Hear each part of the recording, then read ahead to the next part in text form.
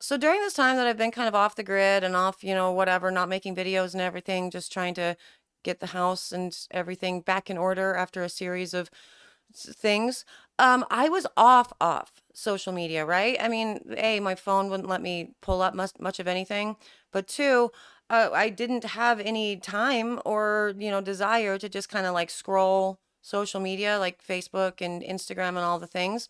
And this is how I knew when I was ready to be back. Like, just knew that I actually hit a level where everything was calm enough that I had time to do it and I was actually engaging in all the crazy things that we see on the Facebook soap pages, you know? And actually, like, as I'm engaging, and I'm not just engaging, not just reading, not just going, whatever, I'm like, oh my gosh, I actually have to go back and start filming videos because they just say crazy things on there all the time. And I feel like I need to be the voice of reason in my small way, in whatever way that I can do that. You know what I mean? Like yesterday, for example, somebody just posted on one of the Facebook pages a like screen cap of something and was like, hey, can you call your soap skincare? And like, there were all of these comments that people were like, no, you can't do that. And there's this one gal on there that was like, oh, no, absolutely, you cannot do that, blah, blah, blah. And this other person was like engaging and saying, well, actually, you can if you're in the United States and, X, Y, or Z. And she's like showing the links. And I'm like, good job. You're doing the work of the Lord or whatever, like awesome. This is awesome. I agree. I'm picking up what you're putting down. Cool, cool, cool. And then I went in to like kind of support her because this other person just keeps saying, no, Colonel Sanders, you're wrong. And I'm like, no, she's not. Actually, that's weird. Why do you keep doing this? Why do you keep doubling down? And then another person from that was reading it, I guess, emailed me and was like, hi, Mrs. Soap and Clay. I watch all your videos and I'm pretty sure that I have learned this information from you that you cannot call your soap skincare or say that it does anything, otherwise it's not soap. And it's like, ooh, okay, awesome. So let me just tell you all sudsers that are here, okay? I believe I have always said that you absolutely can say that your soap does something other than clean. If you say your soap does something other than clean, you now label it as a cosmetic and you follow all of the guidelines for cosmetic labeling, but you can say it until you start walking on that very thin line of what is a cosmetic versus what is a drug. And then you're making a drug claim. And I don't think any of you want to go through, I certainly don't, the process to actually get your soaps tested and labeled and all of the things for medical stuff, for medicinal purposes. So you can absolutely label your soaps via a cosmetic and call them skincare. They're moisturizing or whatever. Just don't say they like cure wrinkles. You know what I mean? So I wanted to clear that up, before we actually get into the video or whatever. I don't know that I would have ever, I mean, I know that my brain's all over the place all of the time, but I don't think that I would have ever just like accidentally said that you can't do that. That does not track with any of the many, many, many times that I've talked about this or, you know, made whole videos about the subject. So that's all. That doesn't have anything to do with what we're making today, which is just a soap. It's going to get you clean, but it smells like apples, and we're going to talk about the appley of it all, and I'll tell you more about all of that in just a minute. But before I do, hello, I am Mrs. Soap and Clay. Let's make stuff.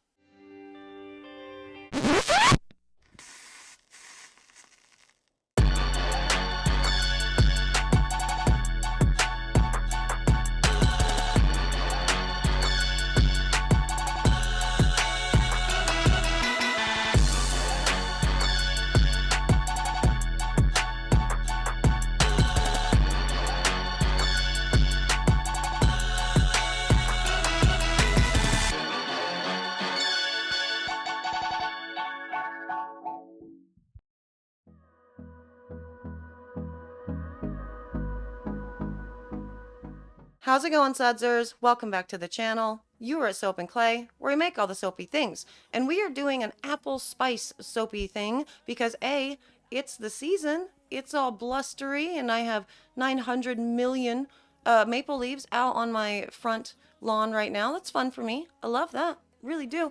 And so, yeah, it's time for apple spice and everything nice. And this is also a bar for a dropintheoceanshop.com.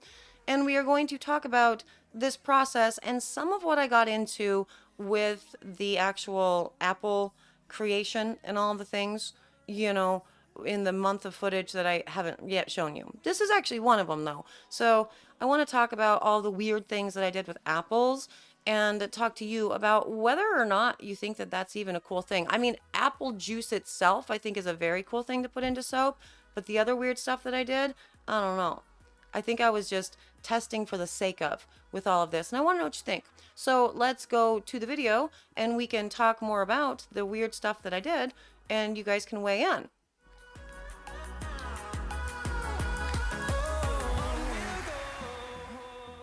Okay, so an apple spice soap that is going to be starting out with apple juice, of course. And yeah, I did a lot of really weird things with the soaps that I did for my apple testing for, again, a month's worth of content that ultimately never went out. It's kind of like today. This was supposed to go out on like Saturday, and it's Thursday, ma'am. But I'm here. So, yeah, hi. So we are going to be making an apple spice soap that has apple juice first and foremost within its water. Well, so it's replacing the water within the soap itself.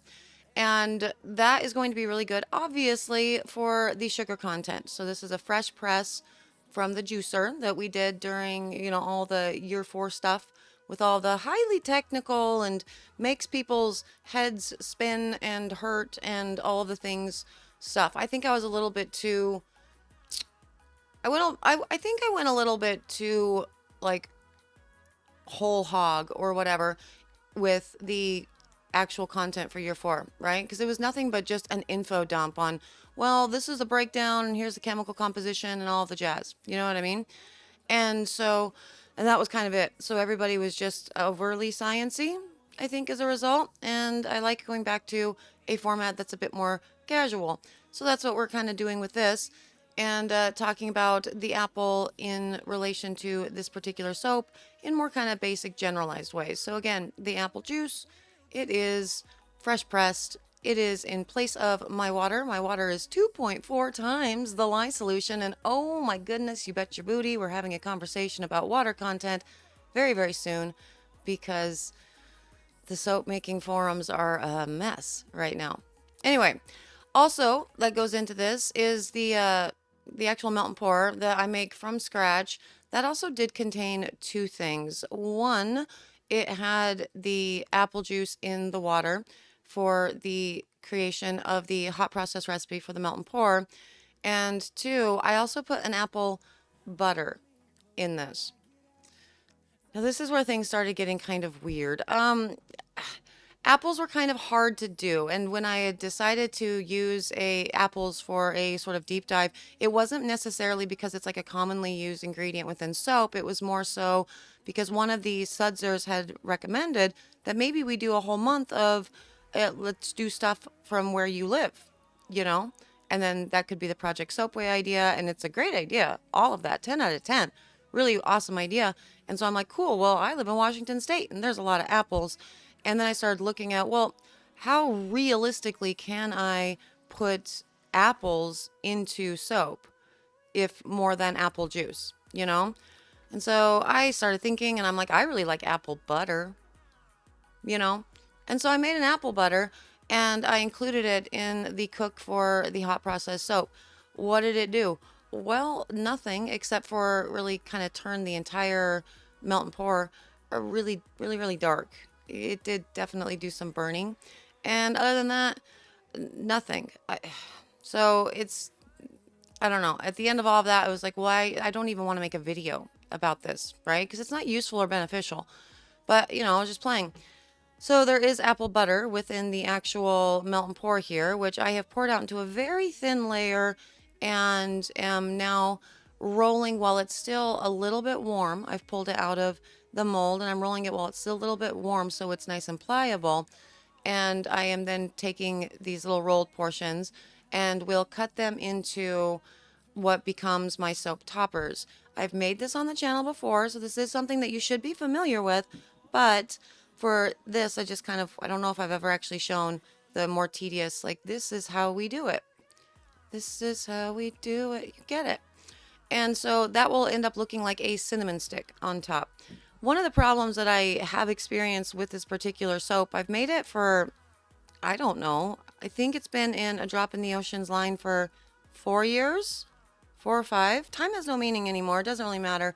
But there have been times when we have made it and we've sort of forgotten that you really shouldn't pop a soap that has a melt and pour embed on the top. And we've done so. And then we've performed soap surgery and replaced all the little pieces, which I've also shown you, I think, in a video, probably in year one. But anyway, those are going to be the toppers, the cinnamon sticks that exist on the top of the soap. There is no cinnamon in the blend for the melt and pour portion of this, but with the apple spice blend for the whole soap, there's a little teeny tiny bit of cinnamon. I know people get really nervous about cinnamon, and you should. You totally should. If you don't know what you're doing with essential oils, cease and desist. You know what I mean? Don't put them in your soap. Even if you love the smell of cinnamon oh so very much, if you don't know how to use them, please don't. That's all. But if you want something to smell like cinnamon, you can get fragrance oils that smell like cinnamon, but you're still going to be looking at skin safe usage of around 1 to 2% with most things that contain cinnamon. So be advised of that. Now, also within all of this, we have apple for the apple thing. So within this oil blend, which is a palm-free oil blend for a drop in the ocean, I also decided to incorporate an infusion into my oils. How did I do that infusion? Because if you look at an apple, what does it basically consist of, right? Well, it's mostly water, right? It's like 85% water. And then you have a 10%-ish of your fibers and whatnot. And then the rest is going to be, or 10% probably of your carbs. And then you have like 4 to 5% of your fibers. And the rest is going to be a little bit of oils. And obviously you have your amino acids and all of the other jazz, and your sugars and everything, which is from the carbs. Sorry. But with this, I had peeled these apples before I put them in the juicer, and I was looking at them and I was looking at my food dehydrator, and I've been doing all kinds of crazy experiments with the food dehydrator for a big video that's coming up. And I thought, well, why not? There's oils that exist within the peel. Let's see if we can get anything out of it. But I went ahead and I dehydrated it first because I wanted to make sure to get all the water out. So I did that, and I took the apple peels after they were dehydrated, and they still had a sort of like there's an oil to them, right? So I'm like, okay, cool, let's get weird. Put it into the lice or the oils for the soaping oils, and just kind of checked it to see what it did. It was a weird test.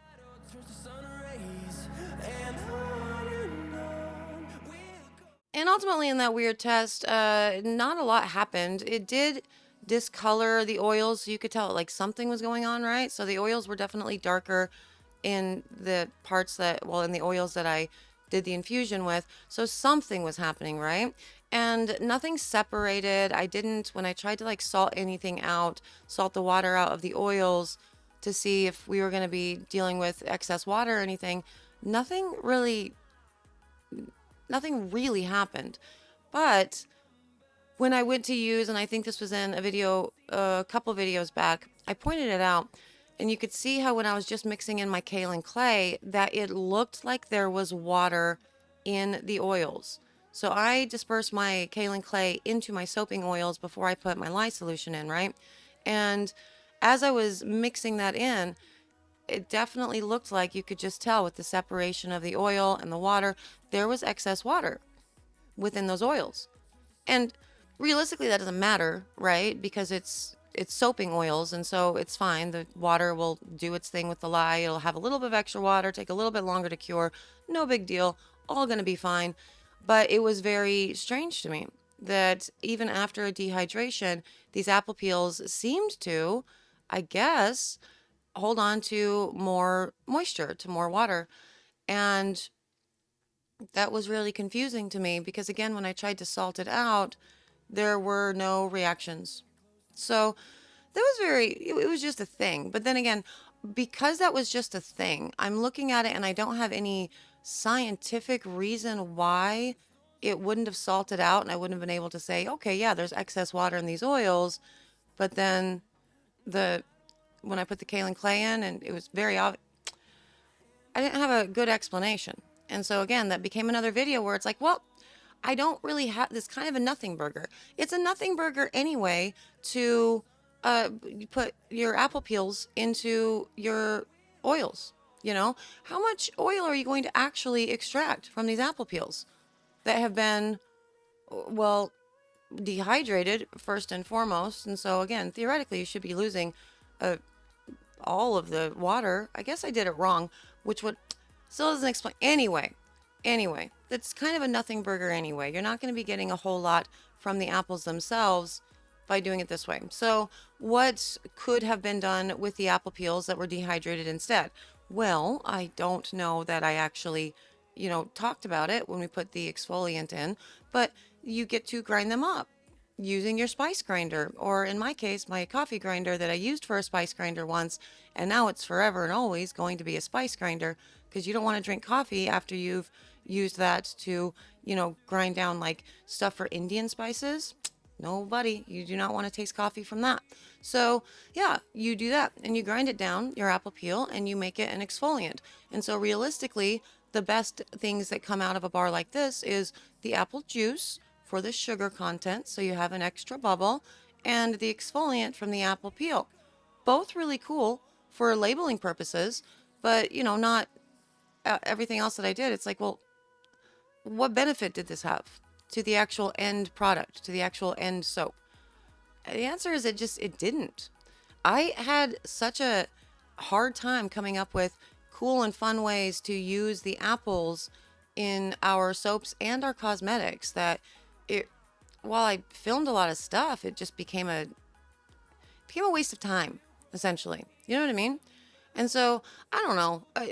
Maybe there's some sort of teaching moment and lesson and all of that, and I'm just not coming to it properly right now. But I would say just overall, just maybe keep that in mind whenever you're wanting to put X, Y, or Z thing into a soap. If it's weird, too weird, then maybe you don't do it. Banana peels within your lye solution, that's not weird at all. We've seen the end result and the performance of all of that. All of this stuff that I was doing, it didn't really benefit the soap any more than just the recipe itself. So it's like, there's no real point. Here is a really cool trick though. See, look, here's a teaching thing. If you need to put your little toppers on and you need to make sure that you're gonna not cut through them, you can just put a ruler on the side there. I've shown you that trick before, but we have new people every day. Every single day, new people are joining the Sudzer family, so there's a trick instead of writing on your mold, or if you forget to. Let's go check out this cut.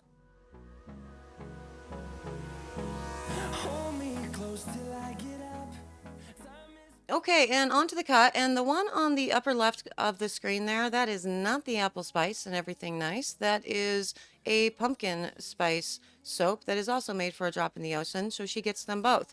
And the stuff that is on my sleeve is called paint because I am doing both at this time. I paint and then I just throw something else over my paint sweatshirt, so sometimes I have double sweatshirts. Look at that. Isn't that great? It's awesome. And come to the shop and do the things. So that one is a pumpkin spice. Very, very delightful. Awesome, awesome blend. This particular apple spice, now it looks very pinky right now, which is good, for sure.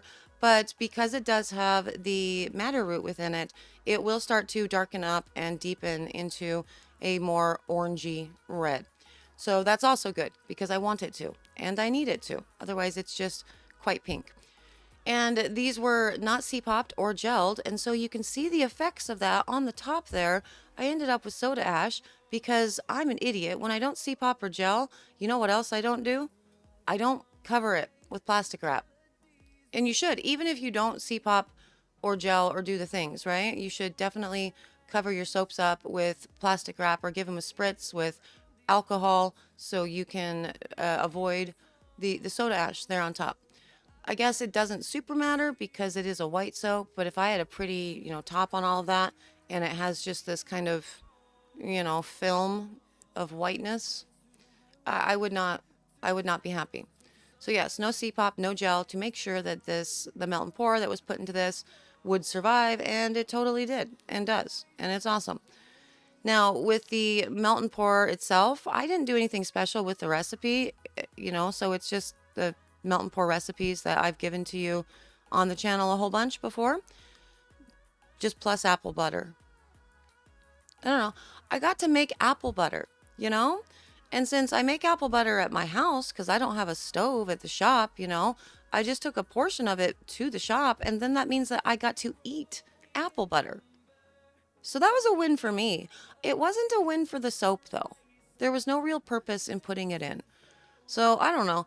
I kind of figured it would be something like purees and whatnot in cold processed soaps because we've done, mango purees and avocado purees and all the I don't know. I could have just added apple juice and been done and been fine with it because it doesn't. Again, it didn't perform any differently, and it made my soap really dark, which was kind of good because that means that I only had to use a little bit of activated charcoal within this and then mix it with the regular my white base, and look, it's all good. So there's that. It's a really pretty bar of soap when it's all said and done. I really like how bright and happy these all are, and the essential oil blend within it. Yeah, see, you see that back there? That's what that's going to start going to. So once these have been exposed to air, going to start going to that more orangey brown ready color there, and it means that it's perfect time for fall, perfect color for fall, all the things. Essential oil blend for this is awesome. It's delightful. If you want one, you can go get one at a drop in the ocean. But now we have to go back to my face. And there it is, a super cute little soap, apple spice soap for a drop in the ocean shop.com, made with all things apple, made with none things that were, just like the fake detergents or the synthetic detergents or whatever, including the melt and pour. And that also had an apple component to it as well. I love getting to make these soaps for a drop in the ocean because it says that it's the fall season.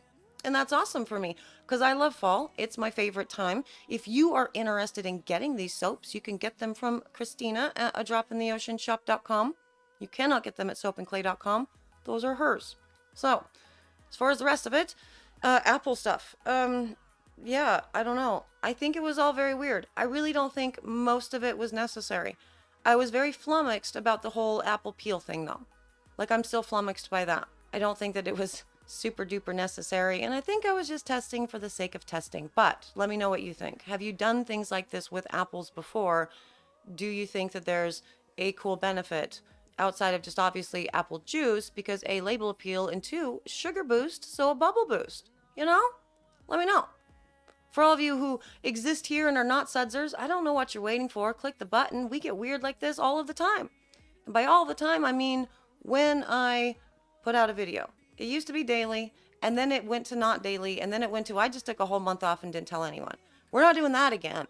But, we'll have videos pretty consistently. Probably. Yeah. We'll see. For the sudsers who have been along for this entire ride, and they know how, the whole thing, bumpy and awesome and rocky and rolly and all the things this ride has been. Thank you for being you, for being sudsers, for building this community, for making this community what it is, and for being okay with me being weird. I appreciate that.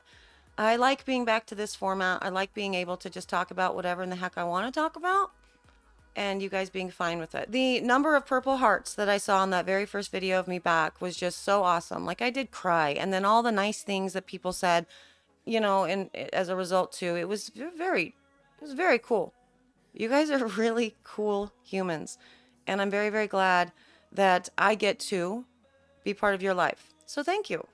I'm out of here. I will see you guys in a couple days. We're going to be doing something new and different, and I think maybe we might be doing like a toilet bomb recipe or talking about the things that I've done to change it. I don't know. We'll see. But we'll be doing that in a couple days. So look out for that, and I will see you all again in a few days for another round of soapy fun. Bye.